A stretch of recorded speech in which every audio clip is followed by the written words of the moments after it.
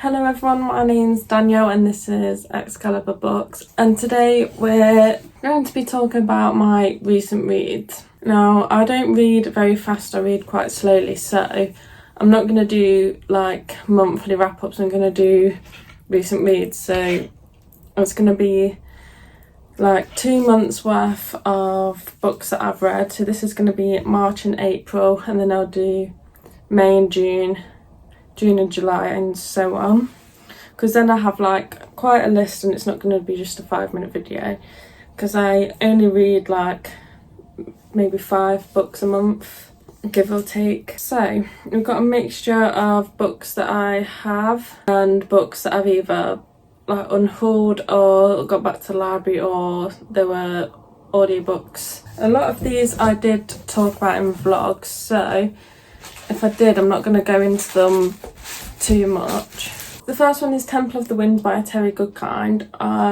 I think this one was in my first ever vlog I did, or it was one of the early ones anyway. I really enjoyed this one. I gave this one 5 stars. This is, I think it's the 4th book in the series. I gave the first one 5 stars, and then I was a bit worried because the one before this one I didn't really enjoy that much. I was worried that like the series was going downhill from that 5-star point, but this one did go back up to a 5. I really liked it. So I can't really see the plot of this one, but the first one, it's following kind of like the old school Chosen One trope, which I really enjoy. I know quite a lot of people are like a bit bored of that now and thinking it's overdone, but I will always read like a old fantasy, epic fantasy Chosen One. So we've got Richard Cypher, who is the chosen one of the stories, the seeker of truth, and like he has the sword of truth. So he's basically like going around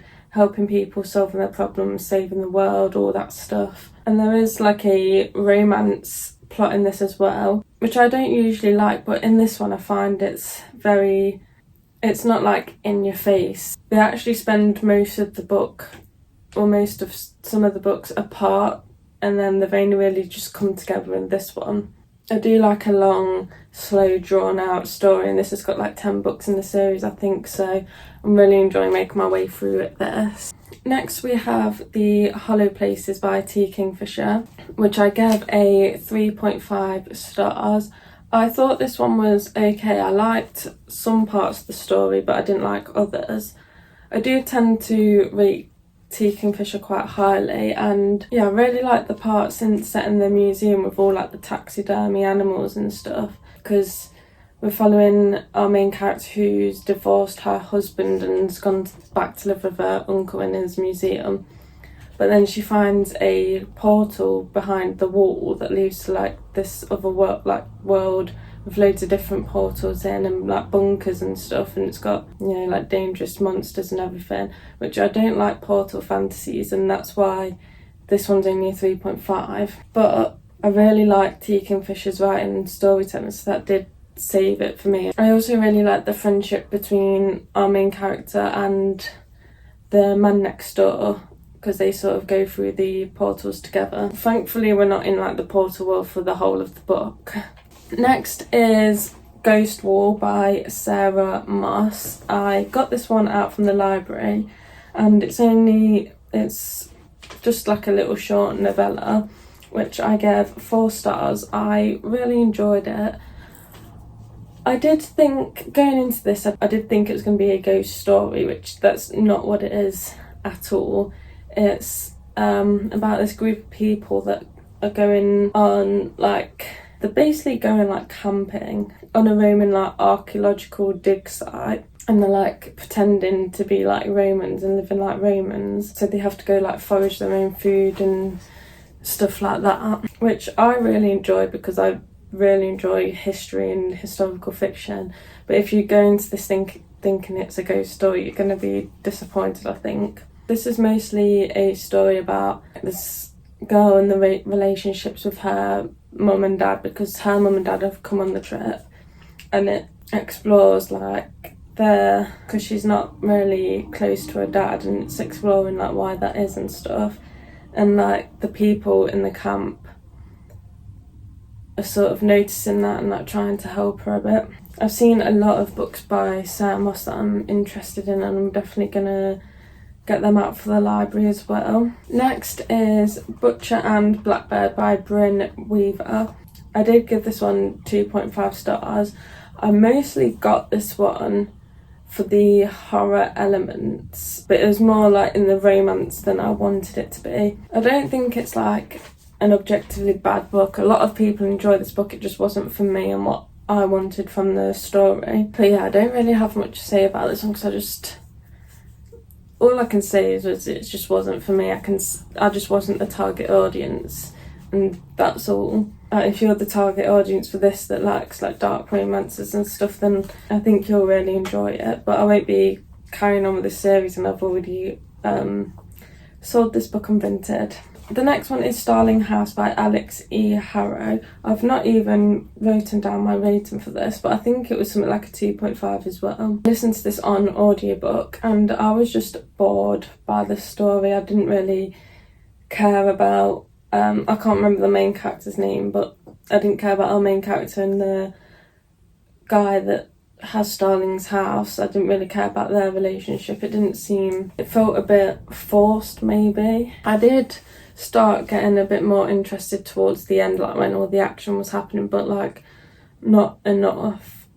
I thought the main character was really annoying me. I thought she was making, I hate it when we have a main character that just makes like stupid decisions. That's like my worst character to read from. I don't mind if they're unlikable and a bit annoying, but if they're just making like stupid decisions just to move the plot along or just to get close to certain characters, I just hate that, and it's gonna make me give it a low rating. I think this one's a YA as well. It's probably why I didn't really like it that much, because I don't tend to enjoy YA books as much. And I think I didn't DNF this. I might have DNF'd it, but I didn't DNF it because I was right at the end of the deadline of the Reddit Fantasy Bingo, and I just needed to quickly get this one done to complete the bingo board. And if I had it physically, I definitely would have been struggling through it. Next, we have Foul Days by Genevieve de Mova.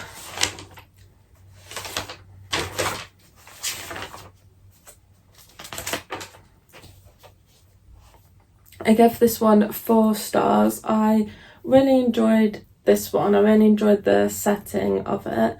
It's like it doesn't specifically say, but to me it feels like it's kind of like Victorian times, which I really like. As I said, I like historical settings.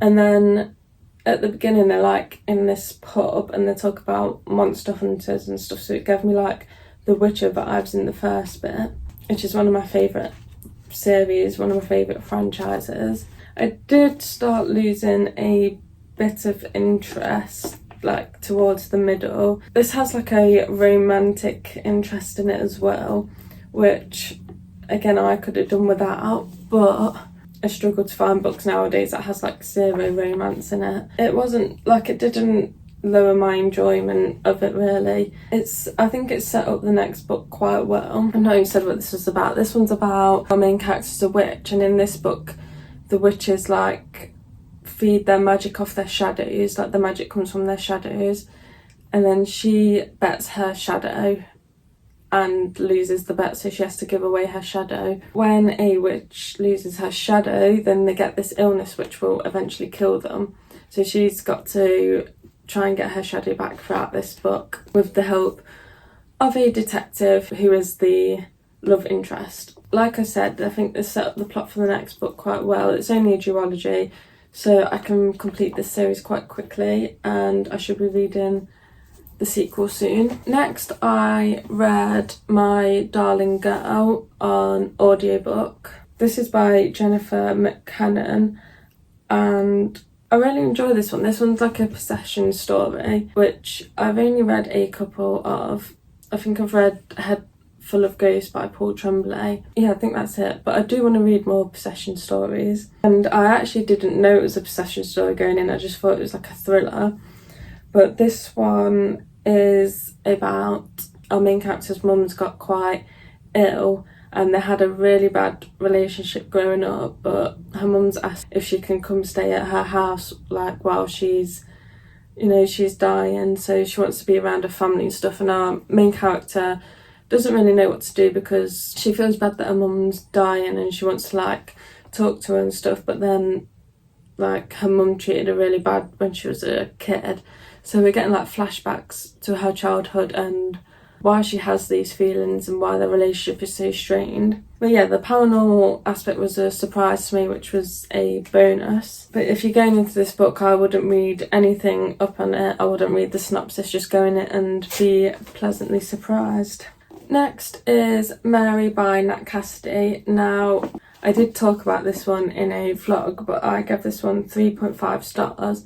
And this was a very highly anticipated 5-star read for me. I thought this was going to be my favourite book of the year, probably. I don't know why I even thought that. I just go off what other people have been saying and the cover and how it mentions a serial killer on the back. But it wasn't one of my favourite books. It was just like okay, it was fine. I really liked the start, but I think it's too long for what story it was, because when we get to, there's like culty vibes in the town, which I really like, but I think it was too much of a slow build up to that. It's quite hard to talk about this book without spoiling anything or talking too much about it. We're basically following Mary, who, what does it say in the back? Okay, so we're following Mary, who has to go and live back with her aunt in her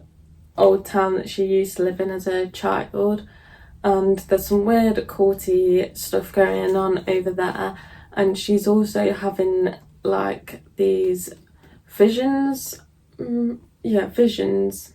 She's having these visions of this serial killer that was active in that town like a few decades ago, like I think when she was a kid, and we're basically just finding out why that is and what's going on in the town. But yeah, I could have done with this one being a bit shorter because it's quite chunky and I was getting a bit bored. I thought it was drawn out quite a lot, and it also does that thing as well where there was a really scary scene. This is the only book that I've been quite scared by, but then the main character started being okay with all the scary stuff that was going on around her, like she got used to it. So then that made us as the reader also get used to it, and it didn't bother us as much. But if they carried that on throughout the book where like she was scared of it, then we would still be scared by it, and it could have got like more intense. And I'm still waiting for that book to really scare me, and this almost did it. Yeah, if it didn't do that thing where the main character got used to it, this could have been the one, but unfortunately it wasn't. Next we have Daisy Darker by Alice Feeney. Now this was my first Alice Feeney book and I gave it 4 stars. I really enjoyed this one. I'm in like a 4, not a slump, but like I'm rating everything 4 stars at the minute. I'm reading some really good books, but they're just missing the mark of the 5 stars. This one is like a Agatha Christie and then there were none sort of, like it's took a lot of inspiration from that, which I really like. I love Agatha Christie. I've been finding recently that I've not been liking many mystery thrillers, so I'm really glad that I finally got another one that I really liked. I think the main reason I liked this is because of the plot twist at the end. It was one of them plot twists that made me think back to the whole story and like reevaluate how I read it. And like I was doubting myself, like if I was remembering it right, did I read it wrong? That means it was, for me anyway, that it was a good plot twist. I know some people didn't quite like it, but I did really enjoy it. I've seen a lot of people like some other Alice Feeney books as well, so I'm definitely gonna pick those up too. But this one is about Daisy Darker, who is going to her grandma's, I think it's her 80th birthday, at this house in Cornwall, but it's like on an island, so you can only go to the house at certain times, like when the tide is low. So once you're there, you're like stuck there overnight, and then someone's going around killing the members of this family off one by one, but obviously they can't leave the house, so it's someone at the house and we sort of can't escape it. Next is Mimi's Tales of Terror. This is a manga that I gave 3.5 stars. I read this one in just a couple of hours because it's just a short manga. But there were some stories that I really liked. It's like an anthology of short stories. But there was one that I absolutely hated, and it's only because of like personal experiences and stuff that I literally had to like skip that story.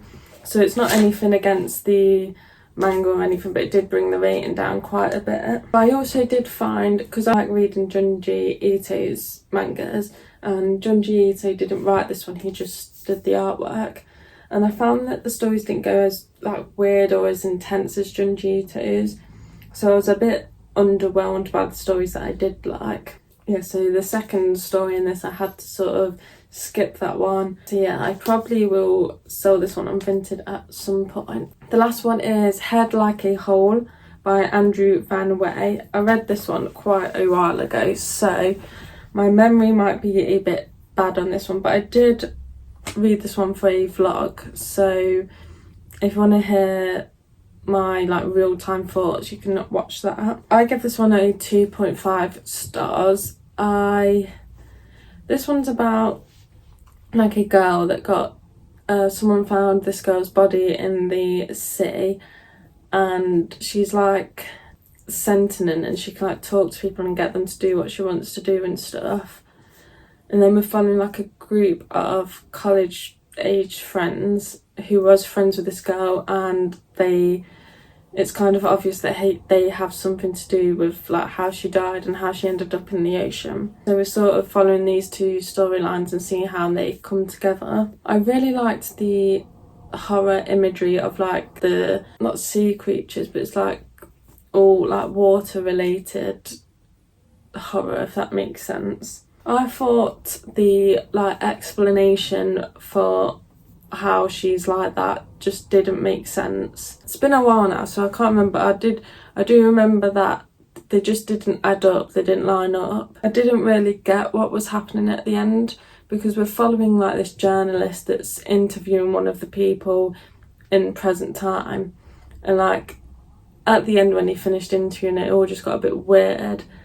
And I like weird books, but this was just like got weird, like it got weird for the sake of being weird, and it had no reason to do that. And I don't really like following college students, so yeah, there's quite a lot of reasons that all just come together that means I rated it just like a 2.5 stars. But they are all the books that I read in March and April. Here's all the ones that I have left. All the others were read digitally or from the library, or I've unhauled them.